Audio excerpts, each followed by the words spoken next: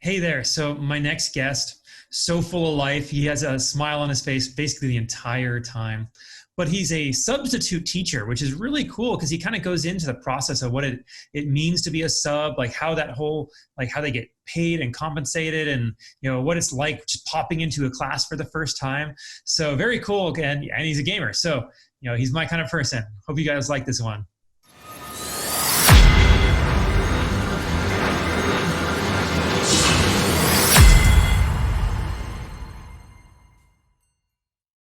Hey there, everybody. Welcome back to the Gamerpreneur podcast. I'm your host, Dr. Bradford Carlton.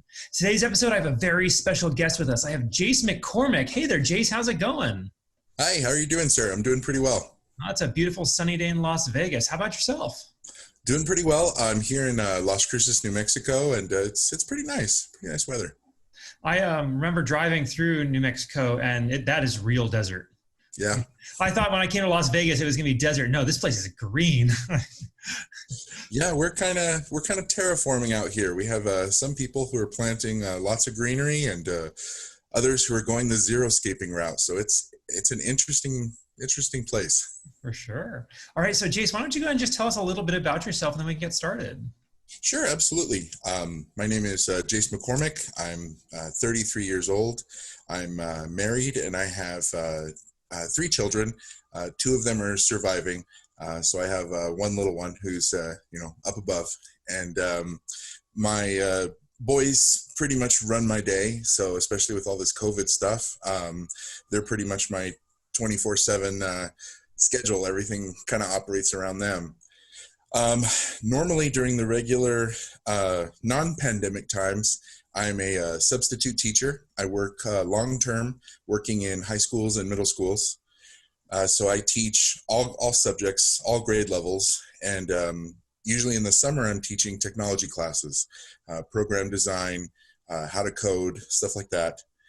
And usually when I'm not working in schools, I'm actually acting. So I actually act as a background actor, usually a featured member of certain scenes, depending on the film or the movie project. And besides that, I try to find gaming to fit somewhere in that lifestyle and somewhere in that schedule. I love it. All right, so this is the Gamerpreneur, so I need your gaming cred. When did you first start playing video games?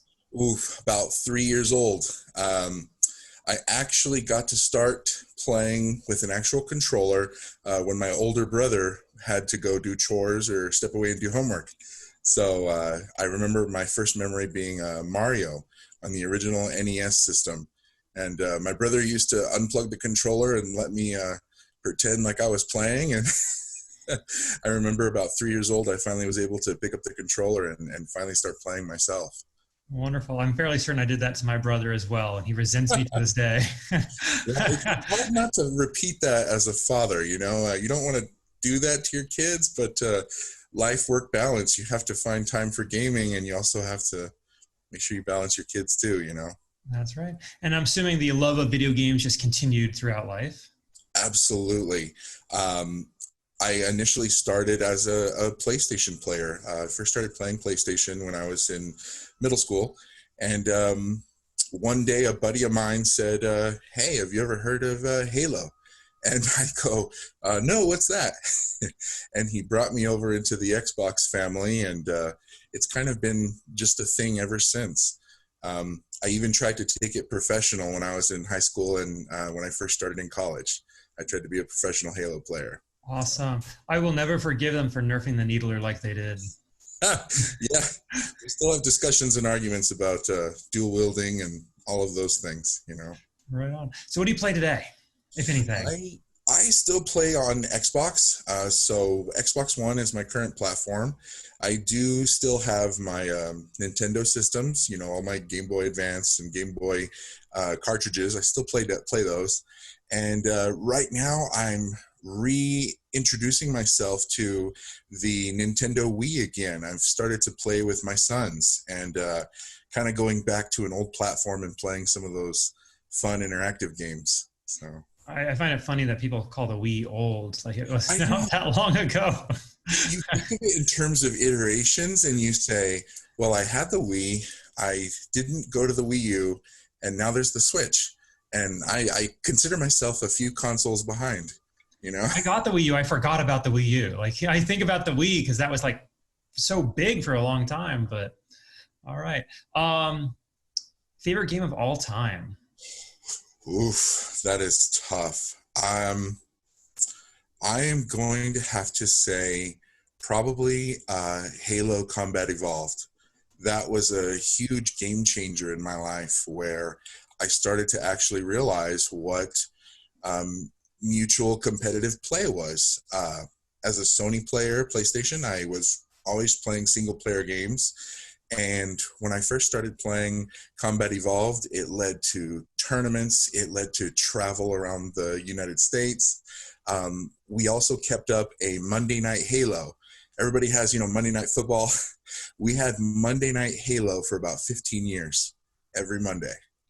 All right, very cool. Okay, let's go over to the preneur part. You said you're a substitute teacher and actor. So give me kind of your professional background. How did you end up where you're at today? It's really interesting. The substitute job kind of fell into place because our current district needed teachers. And at the time, there was a summer job opening at the university, and they were looking for somebody who was intelligible in video game design, multimedia. And as an avid gamer, I thought, I know a lot about this stuff. I could probably teach it. And so it started out as an introductory course to children, how to program and code in Minecraft, how to take the game apart, how to manipulate different aspects in the game. And once I realized that I was really good at teaching, I thought, okay, these summer programs are only a few months during the summer, about 3 months.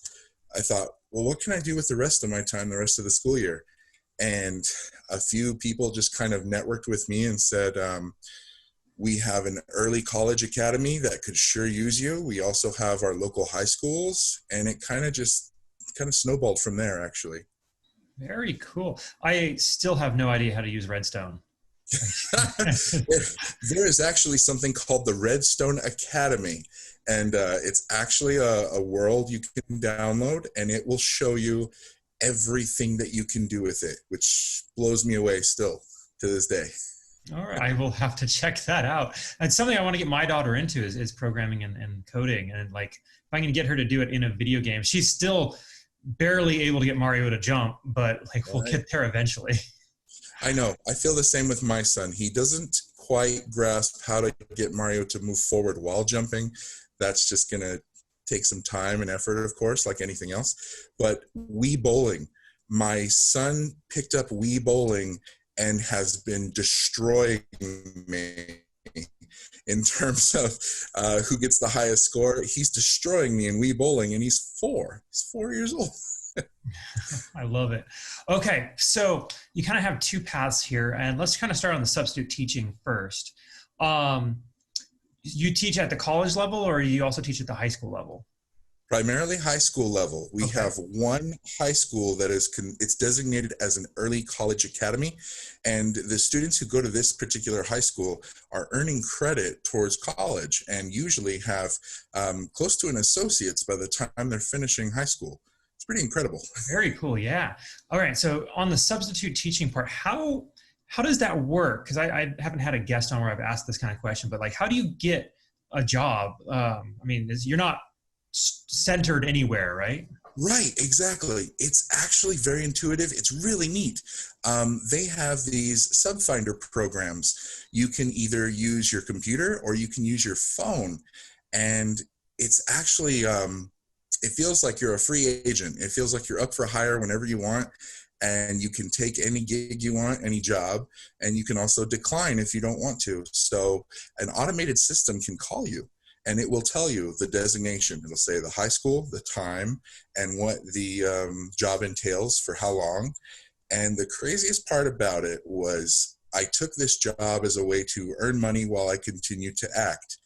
And what continued to happen to me is a high school would call me and say, we need a math teacher this year, and we need you to come in for like the rest of the year. And there were a few like hems and haws about it initially, but I thought, well, I don't have to wake up every day wondering where I'm going to go. And I don't have to say yes and no to all kinds of jobs. Here's a good job that's ready to go like for the rest of the year, you know? Okay. And how like, if you're willing to tell me, how's the pay as a sub as opposed to a regular teacher? I've heard subs get paid more. Oh, it depends on the situation, but in actuality, in our school district, a normal substitute, just their first year, unfortunately, that is more designated towards people who are usually in college working to become a teacher, and they have to get a certain amount of hours under their belt. That's about $9 an hour. And we have some restaurant jobs that pay 10 or more here, you know. After you reach a equivalency, you've been a sub for a few years, you reach a higher range, and that range is anywhere between $11 to $13 an hour, and that's about comfortable for a sub job. It's, you know, it doesn't have benefits, it doesn't give you any of the retirement, but at least it's something tangible. Okay. And what is it like just kind of popping into a new subject? You know, hey, we got a call, you just show up, you're teaching history today. Like, what's that like? I would say that it depends on your personality. If you're very open and open-minded, you can walk into a situation and all the directions and all the directives are laid out in front of you, and you have to follow it and just do the task, do the job. I'm more on the side of, I like to learn, so I like to learn about a lot of different things. Kind of a jack of all trades, master of none. And so when it comes to most subjects, I can usually bring in my experience, I can bring in my knowledge base. And if I'm not sure, if I have to prep, I can usually pick up the book and kind of skim it, scan through it. And I more or less know, okay, I need to know what I'm talking about if I'm to teach this. So, you know, better practice it, better study it, you know, just like any other profession. You have to know what you're doing if you're going to do it. You have to be able to teach it, you know, you have to understand it, you know. Absolutely. All right. So are you one of those good subs? Because I remember back when I was in school, they're like, you got one sub, you're like, oh, this one's going to suck. And are you like, just put the movie in kind of guy? Right. You know, that's the thing. Growing up, my substitutes were terrible. They were pretty bad. I was usually the quiet kid who just wanted to keep his head down and not get in trouble with my classmates for answering too many questions, and not get in trouble with my teacher for not being responsive. It's kind of like trying to find balance. Well, what I really did as a substitute is take that and internalize that and modify that and say, for some of these students, this is a day that's a little bit disruptive for them because their teacher's gone. Their normal routine has been changed or modified substantially. Some kids need that routine. And when there's a change, you notice that change in behavior. The acting out isn't necessarily that they're bad kids. It's that change can make some uncomfortable. So I'll equate it this way. Growing up, I always wanted to be a comedian. I love to perform. I love to act in film. I like to play an instrument.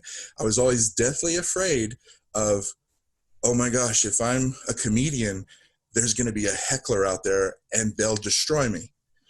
I'm going to tell you right now that being a teacher, being a substitute is like being a seasoned pro comedian. You got to be ready for the heckling. You got to be ready for like all the personalities and all the behaviors. And you just have to kind of go with the flow and maintain course through all the distractions. Wonderful. Okay. How about the acting side? What got you into that? So that started out in high school. I was performing as a trumpet player. I've been playing trumpet for about 15, 20 years. And it was just an elective. It was, you either have to take French or German or go into music. And I was like, I'm going into music, you know. And along the way, performing just came really natural.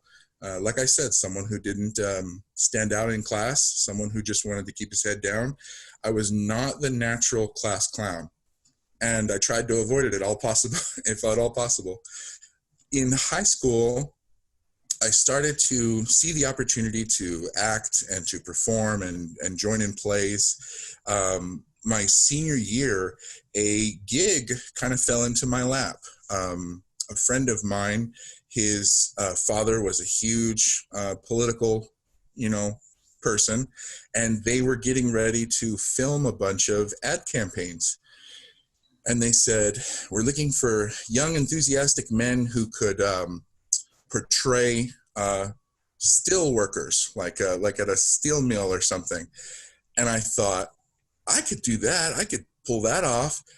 And so in my senior year, I actually skipped class, showed up to a film set, and signed a non-disclosure saying I wouldn't put pen to paper about this. I agreed that I would show up and dress up like a worker, and that a political figure was going to come in and talk to us, and they were going to film it. And 17, 18 years old, your presence of mind isn't really there. You're not thinking ahead. You're not thinking responsibly in the way that a much older person would. So they came in and filmed it. This was for a person who was running for governor. And at the end of all the filming, the whole filming day, they brought us a piece of paper, and it said, thank you for letting us hire you as an actor.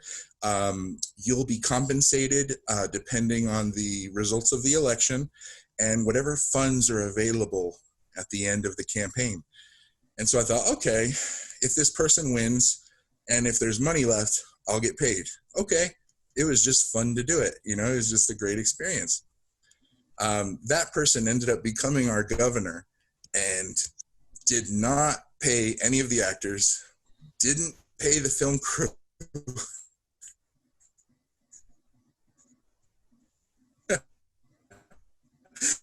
And it was a really big learning experience for me. I learned this, even for ad campaigns and commercials. This is kind of ruthless. Yeah, that sucks. I'm sorry to hear that. So that was my intro. Yeah, tough lesson. It was a really tough lesson, but Okay. All right. So how are you expressing your acting skills today? Well, I would say that it helps in the classroom. You have to be bold and brave with your students. It's really funny. They say, "Oh, be careful with children. Don't show any fear." Like wild animals, right? Yeah, and it's absolutely true. If you keep your composure, if you keep your calmness, no matter what kids can throw at you, whatever bad day they're having, you can be there for them however you need to, and you can just do your job, which is the point of it. And I've had the occasional student say, Mr. McCormick, you're this incredible teacher. Like, why aren't you a teacher? And I tell them all the time, you know what? I'm really good at acting like I'm a good teacher. And I said, a lot of it comes down to just two things. If you want to be good at something, you have to be passionate about it. At least it seems that way. If you want to be exemplary or extraordinary, you have to put forth effort. And so with my students, as with my acting, it's always about full effort and always putting in the maximum, even if the day isn't going so good, even if you're not having a lot of fun with it. In particular, one war movie that I did, the director of photography and the director decided that every shot needed, 6 or 7 takes. And it seemed like the day went on forever. It was a 12-hour day. And you just have to realize, you know what, I'm here to do a job and put the complaining aside and just do the work, Wonderful. All right. So what skills do you possess that somebody else doesn't, that makes you uniquely qualified for what you do? Honestly, I think it's empathy. I consider myself an empath, and a lot of the time, whether I'm working with students, working a regular 9-to-5 job, or working on a set, using my emotions and being able, having the capacity for other people's emotions have really helped me with being a people person. I kind of just enigmatically fit in wherever I go. And I never felt that way growing up. When I was younger, my emotions got in the way. A lot of people kind of had hard time with me being such a happy, bubbly person. I think it just doesn't seem natural to some. But if you're like that with your students, if you're like that when you're on a film set, it naturally flows for some reason. Okay. All right. If you could go back in time, you could talk to little Jace as he was going into his very first classroom. You took him aside and you're like, look, you gotta, this is what's going to happen for the next, however many years. Here's the one thing you need to know. What's that one thing? Oh man, I would tell him to be brave. I would say, keep the niceness about you, keep being happy, and be brave. And don't delude yourself for the sake of others. I was afraid to be smart growing up, and there was a lot of heckling and a lot of bullying for being that kid that seems smart. I don't think of myself as smart. I just worked really hard to learn stuff. That's it. I love it. And do you have any advice for somebody else who wants to go into teaching like that? Oh, absolutely. Give it a try first, especially if you are in high school. Offer up your mentorship. Work with boys and girls clubs.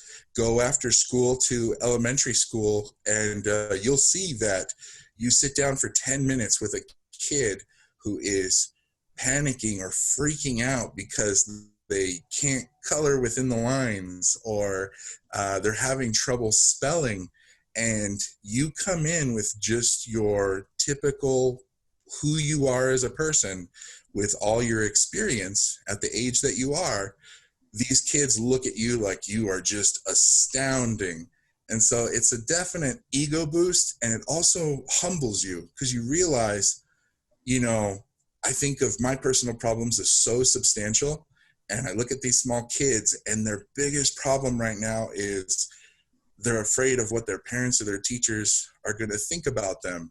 And if only someone could step in and just tell them, like, hey, it'll be all right. Like, just be a mentor to them. So I highly recommend high school and college. Even if you're not studying in education, take some time to go work in the high schools. Be a sub while you're in college and earn some money. And you'll kind of really see whether or not you can be an educator. Wonderful. That's fantastic advice. All right, Jayce, let's pull back for a second. I want to talk a little bit more about you kind of personally, if I can. And if possible, I'd like to humble you. See, I believe that we learn the most from our failures rather than our successes in life. And obviously, you have had some incredible successes. You've done some amazing things. You're changing lives. However, I'd like to ask you, what is something that you have failed at, and what did you learn from it? Oof, I have many failures. I would substantially say that I've learned so much more from my failures than anything else. One of my biggest failures would probably be trying to conform for the sake of others. Whether it be in high school or in college, there were numerous times where conformity seemed to be the safest way to not get picked on. And I found myself conforming to my shame to things that I didn't always agree with, whether it was social interactions or how others were treating certain people.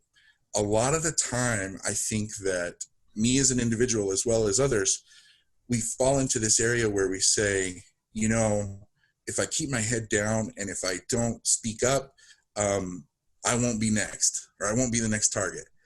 And I am not that way now. I am the complete opposite. I'm very outspoken, but I keep a filter. And I know my place when it comes to appropriateness. And I think as a kid, I didn't know what was appropriate. I didn't know when to speak up, and I didn't know when to stand up for myself because, I was afraid. I was really afraid. I'm right there with you. I was the exact same way. And at some point, you just stop caring. That's what it is. Gloves off, filter off. That's right. Okay, what is something you're working to improve on in yourself today? I would have to say time management. Time management continues to escape me because I want to be involved in so many things. I enjoy all of my friends that I have online. They will invite me, say, hey, we need you for a gaming raid or something. We need your talent. We need your skills. And you want to make time for that, but you also have your marriage. You also have your kids. You have your personal health you need to be conscious of, and you need your rest. And so time management continues to be an issue for me because I just want to make everybody happy. I just want to help everybody. Anybody that asks for my help, I want to help them, even if it overextends me. Absolutely. Okay, here's an interesting one.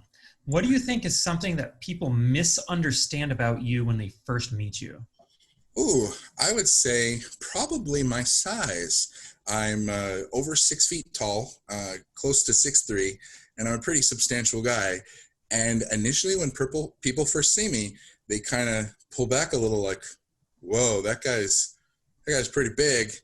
And I think people don't really see me in terms of this super kind, super friendly, inviting person. I'm usually the person that goes up and says hi to someone, and that standoffishness kind of exudes a little bit. Like I said, as an empath, I can feel that people are a little bit nervous about me when they first meet me or encounter me. And so I guess the very first thing I want to do is just kind of change that, especially with my students. I walk in and my students go, uh-oh, this guy looks like a hard, you know what, like he looks like he's going to be mean. And then I come in and I'm fair and I'm stern and I'm honest, and I get more respect from them that I feel that it's so earned, and it feels like such a gratifying thing to earn that respect, especially from them. That's great. All right, I got a question. This is way off script, but I'm 6'3" myself, and I don't know how the houses are there in New Mexico, but do you have the same unreasonable fear of ceiling fans as I do? Yeah, absolutely. Absolutely. The wife and I are in the market for a house right now, and you know those pitched roofs, they have the ceiling fan on like the extreme edge of like a roof on the edge of the, you know, and I'm thinking that's going to decapitate or that's going to maim or something, you know? I've been in houses where the ceiling was only 6 feet tall and they had a ceiling fan. Like, oh, yeah. I didn't live there, thankfully, but I was visiting and like, how do you guys live here? You're all short people. Yeah, it's a thing. Being tall is definitely a thing. And, it's incredible. It's actually also very humbling because sometimes you're at Walmart and you'll get that little old lady that's like, can you reach that on the top shelf? You're like, yeah, I can. I love it. All right, Jayce, this has been fantastic. How do people find you? Where are you at on social media? Sure. Okay. So Jayce McCormick on Facebook, you can always find me on there. I'm usually like the first person that pops up. I do have an Instagram as of recently. I just kind of started up again, and it's, I'm not sure if you're familiar with Beast Wars. My Instagram is Optimal Optimus. And so, optimal is spelled as normal. There's an underscore, and then I use a 0 for optimal. I'm sorry, Optimus. Sorry, Optimal Optimus. And that's actually the same as my gamer tag. My gamer tag is Optimal, spelled as normal. And this is on Xbox, of course. And then there's a space, and then it's Optimus with a 0. Hey, I love Beast Wars, as long as we don't talk about beast machines. I know. That never existed. That was a sad day, wasn't it? It was. And, like, the ending wasn't so great either. Just I slugged through it just to watch what happened. Like, and so disappointed. You just wanted to see all those little happy Transformers running, you know, on the, you know, the sunrise over Cybertron, all the freed little Transformers, you know. Yeah. Yeah, there's a group on Facebook for Beast Wars, and it's a Beast Wars Societies, and there's discussions on there about how beast machines kind of went real philosophical, you know, and as a kid, you're like, I didn't pick up on that really, you know? Yeah, well, like I said, it's like Matrix 2 and 3, they don't exist. How about Star Wars, if you don't mind me asking? What are your Star Wars preferences? I grew up with the original trilogy.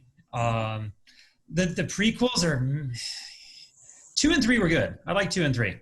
Yeah. Number 1, you know, Jar Jar just was so out of place and like it was so over the top. But the new ones, they're good. It just felt like they lack punch. Mhm. Like I liked them. It just was missing something. I can't put my finger on it. No, I absolutely agree. I would have to say, and this may cause a divide, my absolute favorite is episode 3. It was just the turning point for me. It was a defining moment in the series to kind of see how they tied everything together. Whether it was perfect or not, I thought it was great to have that, to see that transformation and that turn. So, all right, I love it. All right, Jayce McCormick, thank you so much for coming on with us today. Yes, thank you. And finally, I just want to say that it's been a pleasure being on your show. If anyone is interested in acting, look to your local groups, look to your theater groups, look online for castings. Just look out for whatever resource you can find, and you can get out there and start working on film sets. That's right. All right. And everybody else, as we wrap this up, I will remind you all, don't be just a gamer, be a gamerpreneur.